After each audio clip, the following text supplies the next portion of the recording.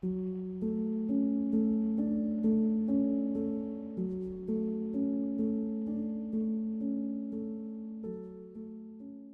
Adventures of Sherlock Holmes by Arthur Conan Doyle. Episode 2. The Red-Headed League. I had called upon my friend, Mr. Sherlock Holmes, one day in the autumn of last year and found him in deep conversation with a very stout, florid-faced, elderly gentleman with fiery red hair. With an apology for my intrusion, I was about to withdraw when Holmes pulled me abruptly into the room and closed the door behind me. "You could not possibly have come at a better time, my dear Watson," he said cordially. "I was afraid that you were engaged." "So I am." "Very much so." "Then I can wait in the next room." "Not at all. This gentleman, Mr. Wilson, has been my partner and helper in many of my most successful cases, and I have no doubt that he will be of the utmost use to me in yours also." The stout gentleman half rose from his chair and gave a bob of greeting, with a quick little questioning glance from his small fat encircled eyes. "Try the settee," said Holmes, relapsing into his armchair and putting his fingertips together, as was his custom when in judicial moods. "I know, my dear Watson, that you share my love of all that is bizarre and outside the conventions and humdrum routine of everyday life. You have shown your relish for it by the enthusiasm which has prompted you to chronicle, and, if you will excuse my saying so, somewhat to embellish so many of my own little adventures. Your cases have indeed been of the greatest interest to me," I observed. "You will remember that I remarked the other day, just before we went into the very simple problem presented by Miss Mary Sutherland, that for strange effects and extraordinary combinations we must go to life itself, which is always far more daring than any effort of the imagination. A proposition which I took the liberty of doubting. You did, Doctor, but none the less you must come round to my view, for otherwise I shall keep on piling fact upon fact on you until your reason breaks down under them and acknowledges me to be right. Now, Mr. Jabez Wilson here has been good enough to call upon me this morning, and to begin a narrative which promises to be one of the most singular which I have listened to for some time. You have heard me remark that the strangest and most unique things are very often connected not with the larger but with the smaller crimes, and occasionally, indeed, where there is room for doubt whether any positive crime has been committed. As far as I have heard, it is impossible for me to say whether the present case is an instance of crime or not, but the course of events is certainly among the most singular that I have ever listened to. Perhaps, Mr. Wilson, you would have the great kindness to recommence your narrative. I ask you not merely because my friend Dr. Watson has not heard the opening part but also because the peculiar nature of the story makes me anxious to have every possible detail from your lips. As a rule, when I have heard some slight indication of the course of events, I am able to guide myself by the thousands of other similar cases which occur to my memory. In the present instance I am forced to admit that the facts are, to the best of my belief, unique." The portly client puffed out his chest with an appearance of some little pride and pulled a dirty and wrinkled newspaper from the inside pocket of his greatcoat. As he glanced down the advertisement column, with his head thrust forward and the paper flattened out upon his knee, I took a good look at the man and endeavored, after the fashion of my companion, to read the indications which might be presented by his dress or appearance. I did not gain very much, however, by my inspection. Our visitor bore every mark of being an average commonplace British tradesman, obese, pompous, and slow. He wore rather baggy grey shepherd's check trousers, a not over-clean black frock coat, unbuttoned in the front, and a drab waistcoat with a heavy brassy Albert chain, and a square pierced bit of metal dangling down as an ornament. A frayed top hat and a faded brown overcoat with a wrinkled velvet collar lay upon a chair beside him. Altogether, look as I would, there was nothing remarkable about the man save his blazing red head, and the expression of extreme chagrin and discontent upon his features. Sherlock Holmes' quick eye took in my occupation, and he shook his head with a smile as he noticed my questioning glances. Beyond the obvious facts that he has at some time done manual labor, that he takes snuff, that he is a Freemason, that he has been in China, and that he has done a considerable amount of writing lately, I can deduce nothing else. Mr. Jabez Wilson started up in his chair, with his forefinger upon the paper, but his eyes upon my companion. "How, in the name of good fortune, did you know all that, Mr. Holmes?" he asked. "How did you know, for example, that I did manual labor?" "It's as true as gospel, for I began as a ship's carpenter." "Your hands, my dear sir." Your right hand is quite a size larger than your left. You have worked with it, and the muscles are more developed. Well, the snuff, then, and the Freemasonry. I won't insult your intelligence by telling you how I read that, especially as, rather against the strict rules of your order, you use an arc and compass breastpin. Ah, of course, I forgot that. But the writing?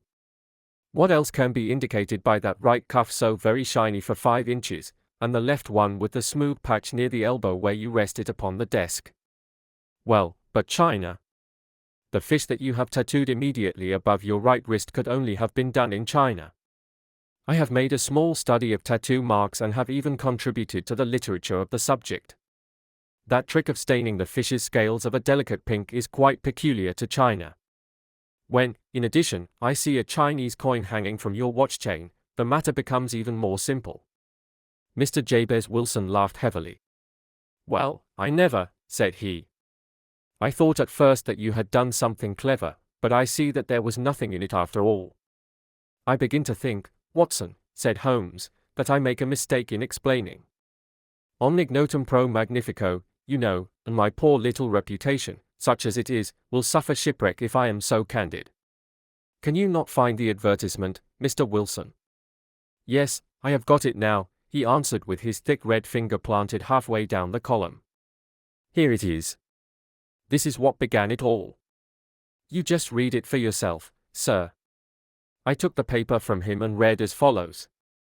To The Red-Headed League, on account of the bequest of the late Ezekiah Hopkins, of Lebanon, Pennsylvania, USA, there is now another vacancy open which entitles a member of the League to a salary of £4 a week for purely nominal services.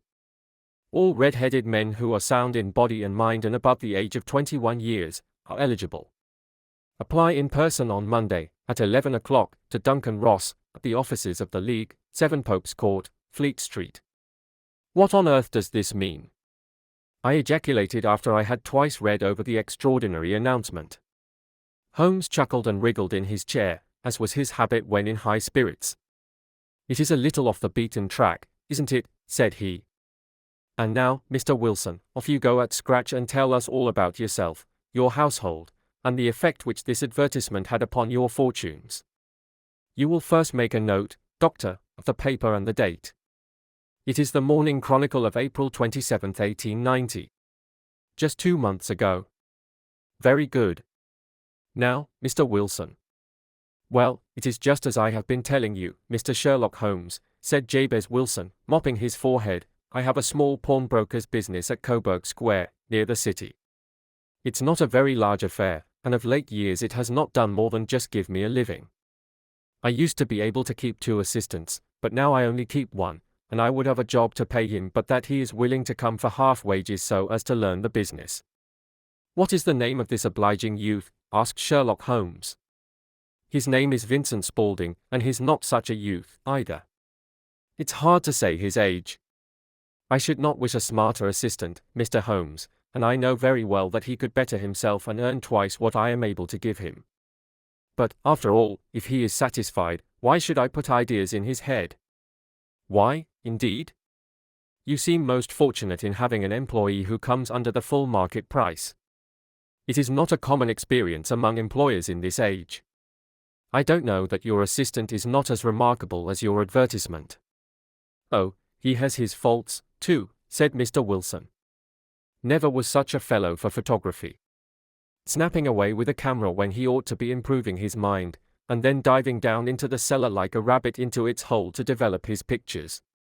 That is his main fault, but on the whole he's a good worker. There's no vice in him. He is still with you, I presume. Yes, sir. He and a girl of 14, who does a bit of simple cooking and keeps the place clean. That's all I have in the house, for I am a widower and never had any family. We live very quietly, sir, the 3 of us, and we keep a roof over our heads and pay our debts, if we do nothing more. The first thing that put us out was that advertisement.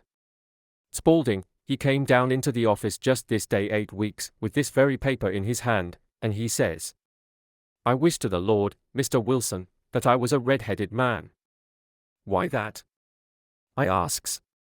Why, says he, here's another vacancy on the League of the Red-Headed Men. It's worth quite a little fortune to any man who gets it, and I understand that there are more vacancies than there are men, so that the trustees are at their wits' end what to do with the money. If my hair would only change color, here's a nice little crib all ready for me to step into." "Why, what is it, then?" I asked.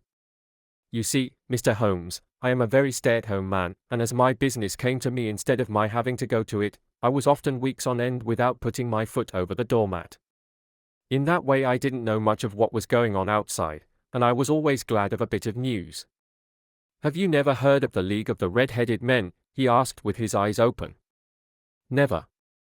"Why, I wonder at that, for you are eligible yourself for one of the vacancies." "And what are they worth?" I asked. "Oh, merely a couple of hundred a year, but the work is slight, and it need not interfere very much with one's other occupations." Well, you can easily think that made me prick up my ears, for the business has not been over good for some years, and an extra couple of hundred would have been very handy. "Tell me all about it," said I. "Well," said he, showing me the advertisement, "you can see for yourself that the League has a vacancy, and there is the address where you should apply for particulars. As far as I can make out, the League was founded by an American millionaire, Ezekiah Hopkins, who was very peculiar in his ways. He was himself red-headed, and he had a great sympathy for all red-headed men, so, when he died, it was found that he had left his enormous fortune in the hands of trustees, with instructions to apply the interest to the providing of easy berths to men whose hair is of that color. From all I hear it is splendid pay and very little to do." "But," said I, "there would be millions of red-headed men who would apply." "Not so many as you might think," he answered. "You see, it is really confined to Londoners, and to grown men. This American had started from London when he was young, and he wanted to do the old town a good turn. Then, again, I have heard it is no use your applying if your hair is light red, or dark red, or anything but real bright, blazing, fiery red. Now, if you cared to apply, Mr. Wilson, you would just walk in, but perhaps it would hardly be worth your while to put yourself out of the way for the sake of a few £100.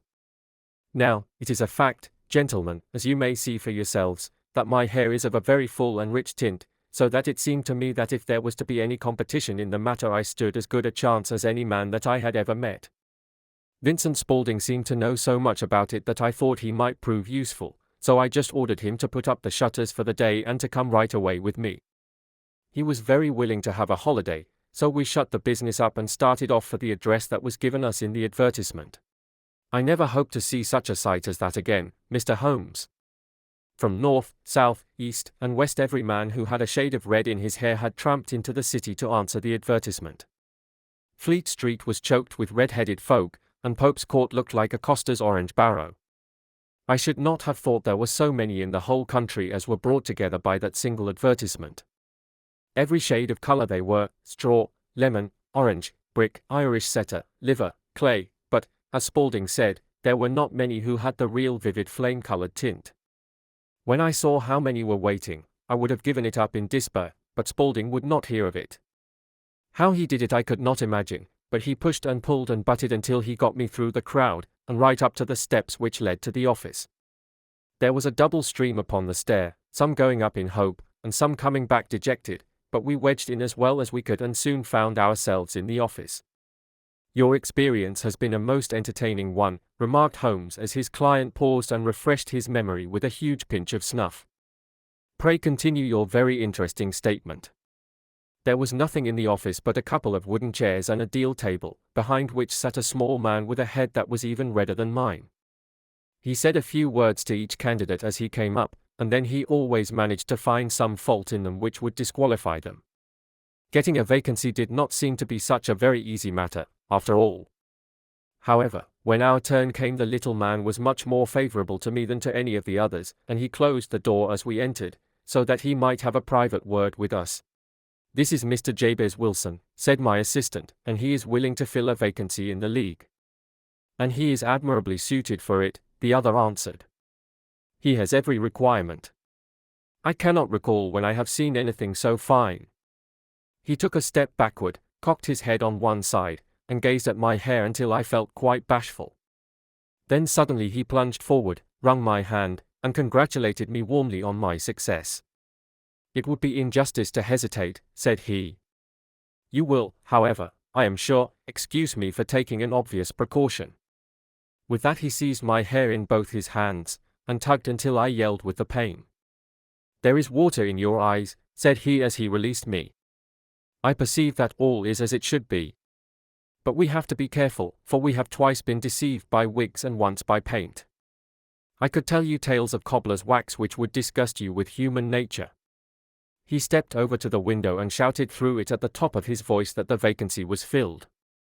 A groan of disappointment came up from below, and the folk all trooped away in different directions until there was not a red head to be seen except my own and that of the manager. "My name," said he, "is Mr. Duncan Ross, and I am myself one of the pensioners upon the fund left by our noble benefactor. Are you a married man, Mr. Wilson? Have you a family?" I answered that I had not. His face fell immediately. "Dear me," he said gravely, "that is very serious indeed. I am sorry to hear you say that." The fund was, of course, for the propagation and spread of the redheads as well as for their maintenance. "It is exceedingly unfortunate that you should be a bachelor." My face lengthened at this, Mr. Holmes, for I thought that I was not to have the vacancy after all, but after thinking it over for a few minutes he said that it would be all right. "In the case of another," said he, "the objection might be fatal, but we must stretch a point in favor of a man with such a head of hair as yours. When shall you be able to enter upon your new duties?" "Well, it is a little awkward, for I have a business already," said I. "Oh, never mind about that, Mr. Wilson," said Vincent Spaulding. "I should be able to look after that for you." "What would be the hours?" I asked. 10 to 2. Now a pawnbroker's business is mostly done of an evening, Mr. Holmes, especially Thursday and Friday evening, which is just before payday, so it would suit me very well to earn a little in the mornings. Besides, I knew that my assistant was a good man, and that he would see to anything that turned up. "That would suit me very well," said I, "and the pay?" "Is £4 a week." "And the work?" "Is purely nominal." "What do you call purely nominal?"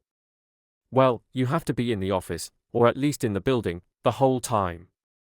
If you leave, you forfeit your whole position forever. The will is very clear upon that point. You don't comply with the conditions if you budge from the office during that time. It's only 4 hours a day, and I should not think of leaving," said I. "No excuse will avail," said Mr. Duncan Ross, "neither sickness nor business nor anything else. There you must stay, you lose your billet." "And the work?" "Is to copy out the Encyclopaedia Britannica. There is the first volume of it in that press. You must find your own ink, pens, and blotting paper, but we provide this table and chair. Will you be ready tomorrow?" "Certainly," I answered. "Then, goodbye, Mr. Jabez Wilson, and let me congratulate you once more on the important position which you have been fortunate enough to gain." He bowed me out of the room and I went home with my assistant, hardly knowing what to say or do, I was so pleased at my own good fortune. Well, I thought over the matter all day, and by evening I was in low spirits again, for I had quite persuaded myself that the whole affair must be some great hoax or fraud, though what its object might be I could not imagine. It seemed altogether past belief that anyone could make such a will, or that they would pay such a sum for doing anything so simple as copying out the Encyclopaedia Britannica. Vincent Spaulding did what he could to cheer me up, but by bedtime I had reasoned myself out of the whole thing. However, in the morning I determined to have a look at it anyhow, so I bought a penny bottle of ink, and with a quill pen, and 7 sheets of foolscap paper, I started off for Pope's Court. Well, to my surprise and delight, everything was as right as possible. The table was set out ready for me, and Mr. Duncan Ross was there to see that I got fairly to work. He started me off upon the letter A, and then he left me, but he would drop in from time to see that all was right with me. At 2 o'clock he bade me good day, complimented me upon the amount that I had written, and locked the door of the office after me. This went on day after day, Mr. Holmes, and on Saturday the manager came in and planked down 4 golden sovereigns for my week's work. It was the same next week, and the same the week after. Every morning I was there at 10, and every afternoon I left at 2. By degrees Mr. Duncan Ross took to coming in only once of a morning, and then, after a time, he did not come in at all. Still, of course, I never dared to leave the room for an instant, for I was not sure when he might come, and the billet was such a good one, and suited me so well, that I would not risk the loss of it. 8 weeks passed away like this, and I had written about abbots and archery and armor and architecture and Attica, and hoped with diligence that I might get on to the BS before very long. It cost me something in foolscap, and I had pretty nearly filled a shelf with my writings. And then suddenly the whole business came to an end. To an end? Yes, sir. And no later than this morning. I went to my work as usual at 10 o'clock, but the door was shut and locked, with a little square of cardboard hammered onto the middle of the panel with a tack. Here it is, and you can read for yourself. He held up a piece of white cardboard about the size of a sheet of notepaper. It read in this fashion: The Red-Headed League is dissolved. October 9, 1890. Sherlock Holmes and I surveyed this curt announcement and the rueful face behind it, until the comical side of the affair so completely overtopped every other consideration that we both burst out into a roar of laughter. I cannot see that there is anything very funny, cried our client, flushing up to the roots of his flaming head. If you can do nothing better than laugh at me, I can go elsewhere. No, no, cried Holmes, shoving him back into the chair from which he had half risen. I really wouldn't miss your case for the world. It is most refreshingly unusual. But there is, if you will excuse my saying so, something just a little funny about it. Pray, what steps did you take when you found the card upon the door? I was staggered, sir. I did not know what to do. Then I called at the offices round, but none of them seemed to know anything about it. Finally, I went to the landlord, who is an accountant living on the ground floor, and I asked him if he could tell me what had become of the Red-Headed League. He said that he had never heard of any such body. Then I asked him who Mr. Duncan Ross was. He answered that the name was new to him.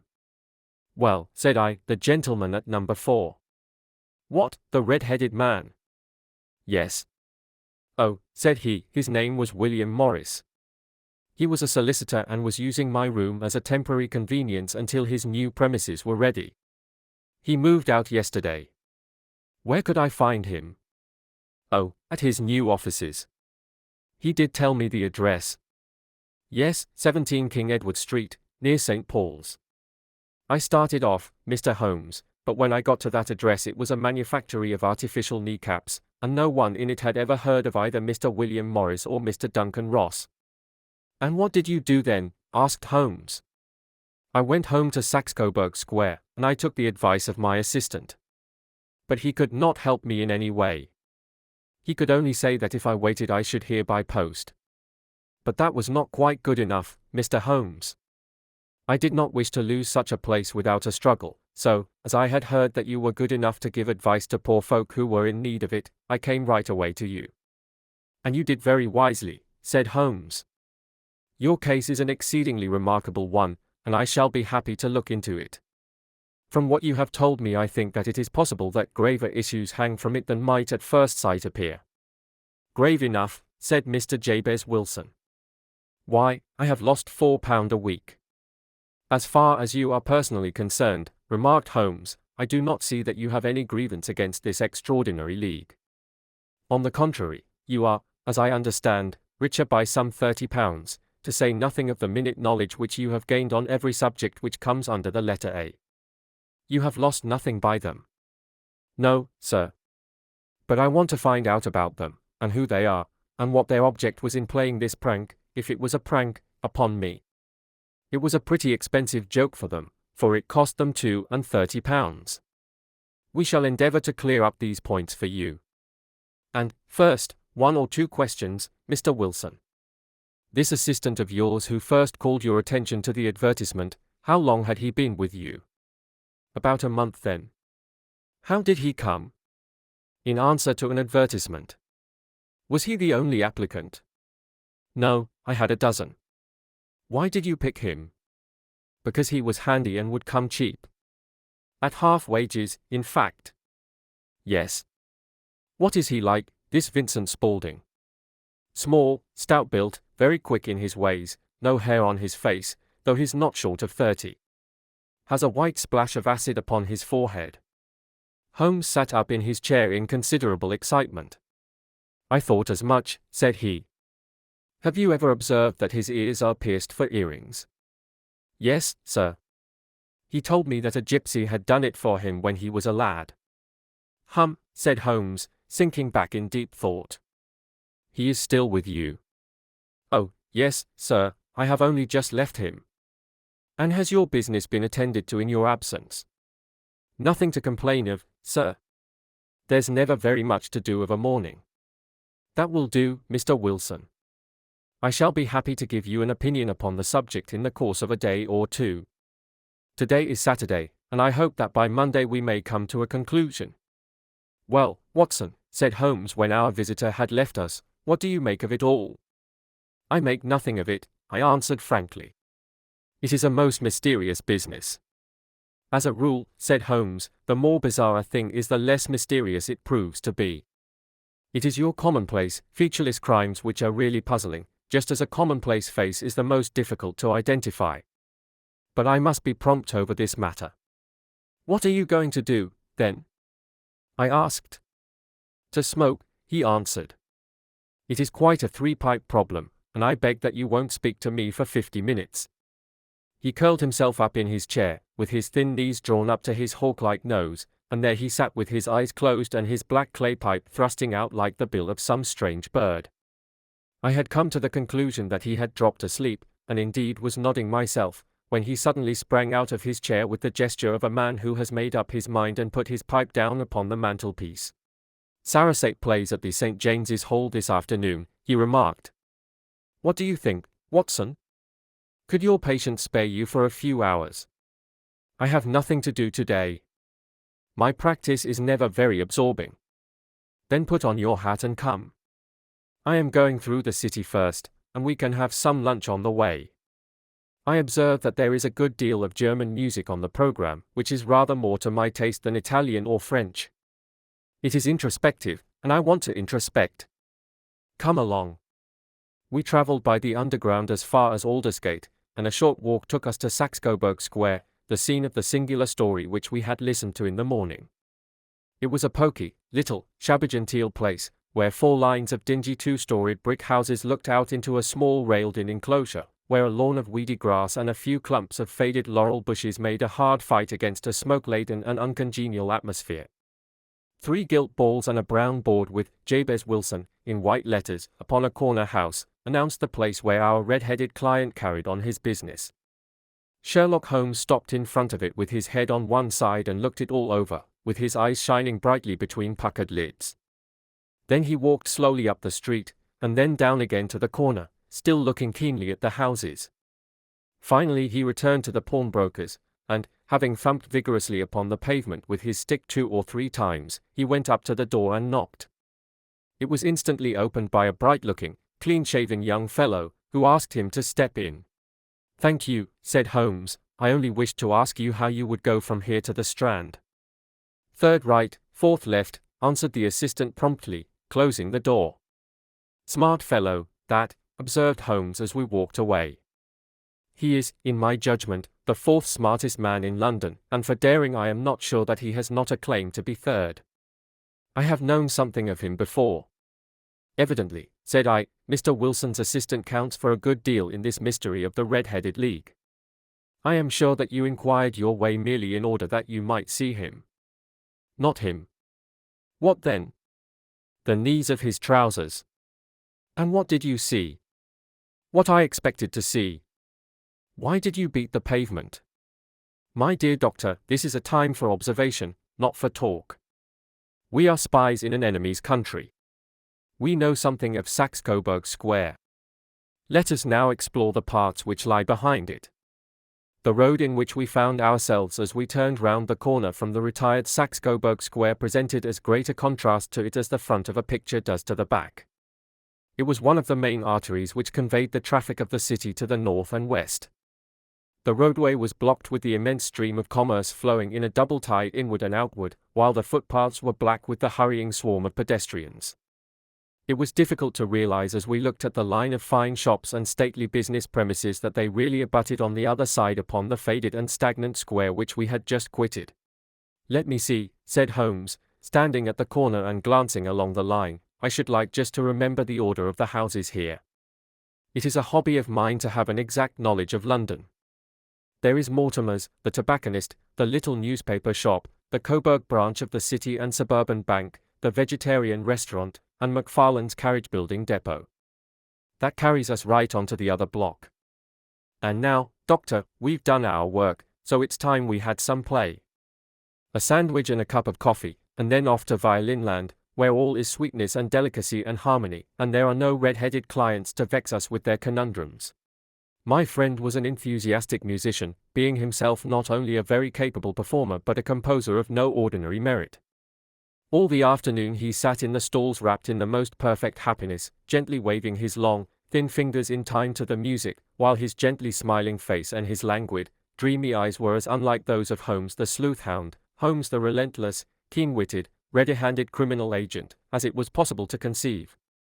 In his singular character the dual nature alternately asserted itself, and his extreme exactness and astuteness represented, as I have often thought, the reaction against the poetic and contemplative mood which occasionally predominated in him. The swing of his nature took him from extreme languor to devouring energy, and, as I knew well, he was never so truly formidable as when, for days on end, he had been lounging in his armchair amid his improvisations and his black-letter editions. Then it was that the lust of the chase would suddenly come upon him, and that his brilliant reasoning power would rise to the level of intuition, until those who were unacquainted with his methods would look askance at him as on a man whose knowledge was not that of other mortals. When I saw him that afternoon so enwrapped in the music at St. James's Hall, I felt that an evil time might be coming upon those whom he had set himself to hunt down. "You want to go home, no doubt, Doctor," he remarked as we emerged. "Yes, it would be as well. And I have some business to do which will take some hours. This business at Coburg Square is serious." "Why serious?" "A considerable crime is in contemplation. I have every reason to believe that we shall be in time to stop it. But today being Saturday rather complicates matters. I shall want your help tonight." "At what time?" 10 will be early enough. I shall be at Baker Street at 10. "Very well. And, I say, Doctor, there may be some little danger, so kindly put your army revolver in your pocket." He waved his hand, turned on his heel, and disappeared in an instant among the crowd. I trust that I am not more dense than my neighbors, but I was always oppressed with a sense of my own stupidity in my dealings with Sherlock Holmes. Here I had heard what he had heard, I had seen what he had seen, and yet from his words it was evident that he saw clearly not only what had happened but what was about to happen, while to me the whole business was still confused and grotesque. As I drove home to my house in Kensington I thought over it all, from the extraordinary story of the red-headed copier of the encyclopedia down to the visit to Coburg Square, and the ominous words with which he had parted from me. What was this nocturnal expedition, and why should I go armed? Where were we going, and what were we to do? I had the hint from Holmes that this smooth-faced pawnbroker's assistant was a formidable man, a man who might play a deep game. I tried to puzzle it out, but gave it up in despair and set the matter aside until night should bring an explanation. It was 9:15 when I started from home and made my way across the park, and so through Oxford Street to Baker Street. 2 hansoms were standing at the door, and as I entered the passage I heard the sound of voices from above.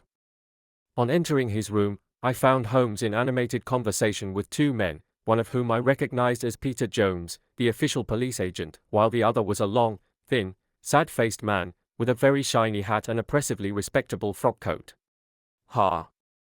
Our party is complete," said Holmes, buttoning up his pea-jacket and taking his heavy hunting crop from the rack. "Watson, I think you know Mr. Jones, of Scotland Yard?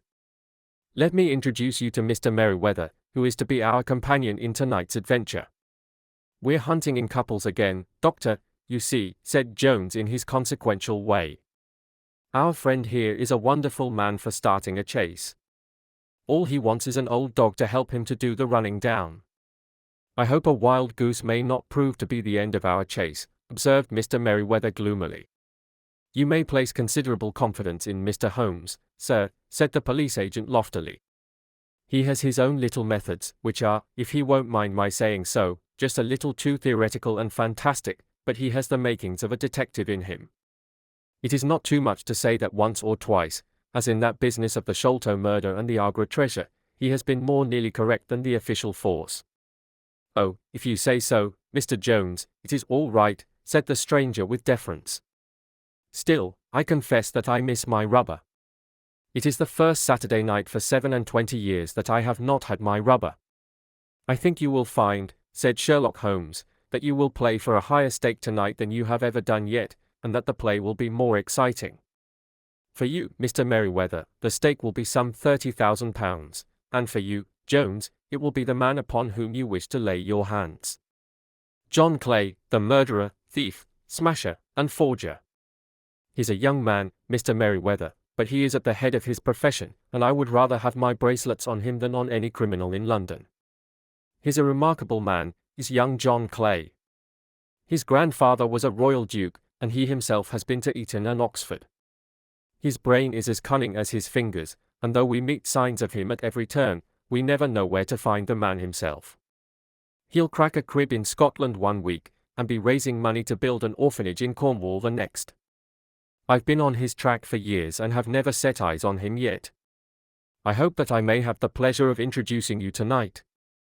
I've had one or two little turns also with Mr. John Clay, and I agree with you that he is at the head of his profession. It is past 10, however, and quite time that we started. If you two will take the first hansom, Watson, and I will follow in the second." Sherlock Holmes was not very communicative during the long drive and lay back in the cab humming the tunes which he had heard in the afternoon. We rattled through an endless labyrinth of gas-lit streets until we emerged into Farrington Street. "We are close there now," my friend remarked. "This fellow Merryweather is a bank director, and personally interested in the matter. I thought it as well to have Jones with us also. He is not a bad fellow, though an absolute imbecile in his profession. He has one positive virtue. He is as brave as a bulldog and as tenacious as a lobster if he gets his claws upon anyone. Here we are, and they are waiting for us." We had reached the same crowded thoroughfare in which we had found ourselves in the morning. Our cabs were dismissed, and, following the guidance of Mr. Merryweather, we passed down a narrow passage and through a side door, which he opened for us. Within there was a small corridor which ended in a very massive iron gate. This also was opened, and led down a flight of winding stone steps, which terminated at another formidable gate. Mr. Merryweather stopped to light a lantern, and then conducted us down a dark, earth-smelling passage, and so, after opening a third door, into a huge vault or cellar, which was piled all round with crates and massive boxes. "You are not very vulnerable from above," Holmes remarked as he held up the lantern and gazed about him. "Nor from below," said Mr. Merryweather, striking his stick upon the flags which lined the floor. "Why, dear me, it sounds quite hollow," he remarked, looking up in surprise. "I must really ask you to be a little more quiet," said Holmes severely. "You have already imperiled the whole success of our expedition. Might I beg that you would have the goodness to sit down upon one of those boxes, and not to interfere?" The solemn Mr. Merryweather perched himself upon a crate, with a very injured expression upon his face, while Holmes fell upon his knees upon the floor and, with a lantern and a magnifying lens, began to examine minutely the cracks between the stones. A few seconds sufficed to satisfy him, for he sprang to his feet again and put his glass in his pocket. "We have at least an hour before us," he remarked, "for they can hardly take any steps until the good pawnbroker is safely in bed. Then they will not lose a minute, for the sooner they do their work the longer time they will have for their escape. We are at present, Doctor, as no doubt you have divined, in the cellar of the City branch of one of the principal London banks. Mr. Merryweather is the chairman of directors, and he will explain to you that there are reasons why the more daring criminals of London should take a considerable interest in this cellar at present." "It is our French gold," whispered the director. "We have had several warnings that an attempt might be made upon it." "Your French gold?" "Yes. We had occasion some months ago to strengthen our resources and borrowed for that purpose 30,000 Napoleons from the Bank of France. It has become known that we have never had occasion to unpack the money, and that it is still lying in our cellar. The crate upon which I sit contains 2,000 Napoleons packed between layers of lead foil. Our reserve of bullion is much larger at present than is usually kept in a single branch office, and the directors have had misgivings upon the subject." "Which were very well justified," observed Holmes. And now it is time that we arranged our little plans. I expect that within an hour matters will come to a head. In the meantime, Mr. Merriweather, we must put the screen over that dark lantern. And sit in the dark. I am afraid so. I had brought a pack of cards in my pocket, and I thought that, as we were apart you might have your rubber after all. But I see that the enemy's preparations have gone so far that we cannot risk the presence of a light. And, first of all, we must choose our positions. These are daring men, and though we shall take them at a disadvantage, they may do us some harm unless we are careful. I shall stand behind this crate, and do you conceal yourselves behind those. Then, when I flash a light upon them, close in swiftly. If they fire, Watson, have no compunction about shooting them down. I placed my revolver, cocked, upon the top of the wooden case behind which I crouched. Holmes shot the slide across the front of his lantern and left us in pitch darkness, such an absolute darkness as I have never before experienced. The smell of hot metal remained to assure us that the light was still there, ready to flash out at a moment's notice. To me, with my nerves worked up to a pitch of expectancy, there was something depressing and subduing in the sudden gloom, and in the cold dank air of the vault. They have but one retreat, whispered Holmes. That is back through the house into Saxe-Coburg Square. I hope that you have done what I asked you, Jones. I have an inspector and 2 officers waiting at the front door. Then we have stopped all the holes. And now we must be silent and wait. What a time it seemed! From comparing notes afterwards it was but an hour and a quarter, yet it appeared to me that the night must have almost gone, and the dawn be breaking above us. My limbs were weary and stiff, for I feared to change my position, yet my nerves were worked up to the highest pitch of tension, and my hearing was so acute that I could not only hear the gentle breathing of my companions, but I could distinguish the deeper, heavier in breath of the bulky Jones from the thin, sighing note of the bank director. From my position I could look over the case in the direction of the floor. Suddenly my eyes caught the glint of a light.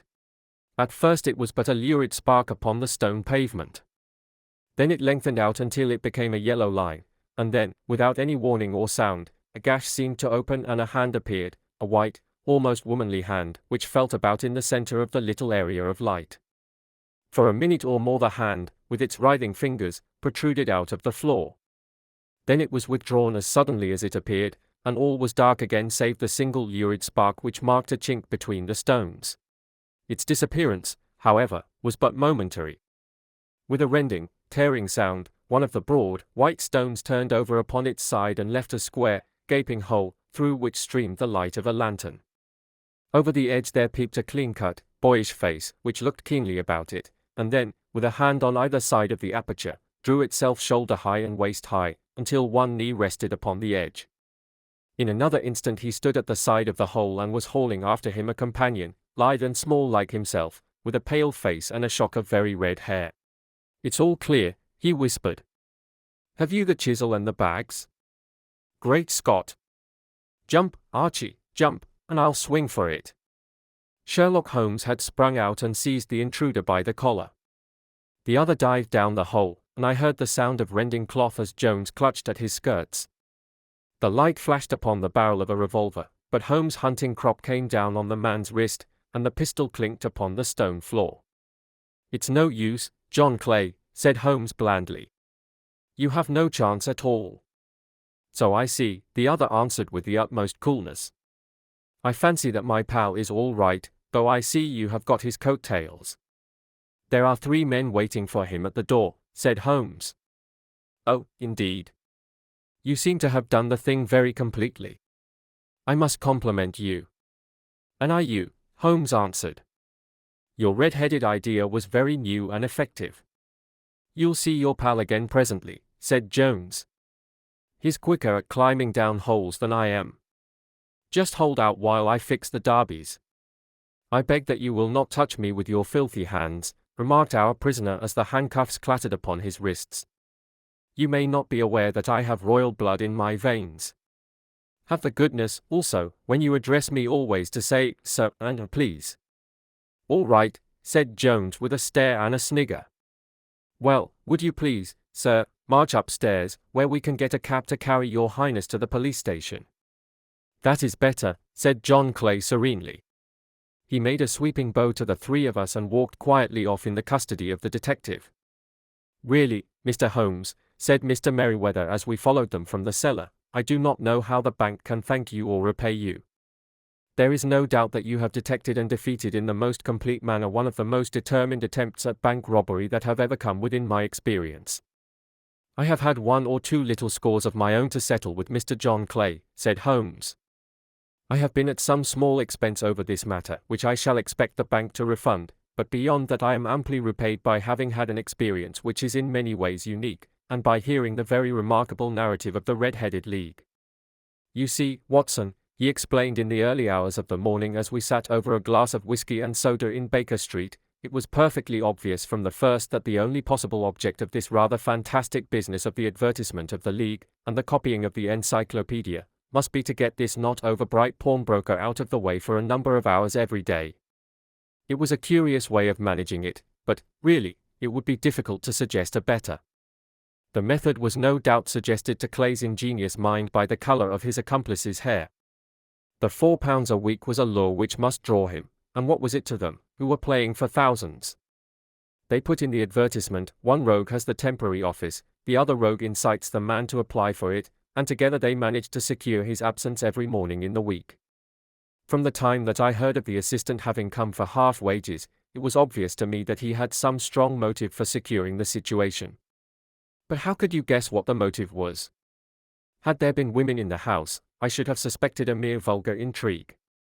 That, however, was out of the question.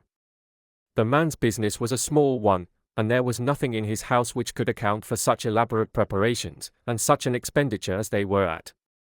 It must, then, be something out of the house. What could it be? I thought of the assistant's fondness for photography, and his trick of vanishing into the cellar. The cellar. There was the end of this tangled clue. Then I made inquiries as to this mysterious assistant and found that I had to deal with one of the coolest and most daring criminals in London. He was doing something in the cellar, something which took many hours a day for months on end. What could it be, once more? I could think of nothing save that he was running a tunnel to some other building. So far I had got when we went to visit the scene of action. I surprised you by beating upon the pavement with my stick. I was ascertaining whether the cellar stretched out in front or behind. It was not in front. Then I rang the bell, and, as I hoped, the assistant answered it. We have had some skirmishes, but we had never set eyes upon each other before. I hardly looked at his face. His knees were what I wished to see. You must yourself have remarked how worn, wrinkled, and stained they were. They spoke of those hours of burrowing. The only remaining point was what they were burrowing for. I walked round the corner, saw the City and Suburban Bank abutted on our friend's premises, and felt that I had solved my problem. When you drove home after the concert I called upon Scotland Yard and upon the chairman of the bank directors, with the result that you have seen. And how could you tell that they would make their attempt tonight? I asked. Well, when they closed their league offices that was a sign that they cared no longer about Mr. Jabez Wilson's presence, in other words, that they had completed their tunnel.